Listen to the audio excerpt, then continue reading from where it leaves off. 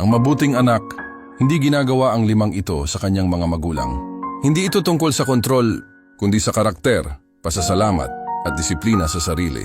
Makinig ka ng mabuti. Una, huwag kang magsalita ng may bastos na tono, lalo na sa iyong ina. Walang sigawan, walang panlalait, walang galit sa boses. Siya ang nagbigay sa iyo ng buhay, at iyon pa lang sapat na para igalang siya. Pangalawa, huwag kang mawawala ng walang paalam. Isang simpleng mensahe lang, pero nagbibigay ito ng kapayapaan sa magulang mo. At tandaan mo, ang kapayapaan na iyon ay pagmamahal. Pangatlo, huwag mong iasa sa kanila ang lahat sa bahay. Linisin mo ang sarili mong kalat, tumulong ka kapag kailangan. Dahil ang tahanang pinapabayaan mo, iyan din ang sisira sa samahan ninyo. Pang-apat, huwag kang magsinungaling o magtago ng katotohanan. Ang magulang mo ang pinakaligtas mong sandalan. Ang katapatan ang bumubuo ng tiwala, pero ang pagtatago, unti-unting sumisira nito.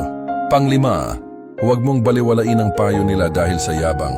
Ang karanasan nila ay gabay mo sa buhay. Ang pakikinig ng may kababaang loob, iyan ang tunay na tanda ng pagiging mature. At ito ang pinakamahalagang bahagi. Ang pagiging mabuting anak ay ang pagbabalik ng pagmamahal na natatanggap mo.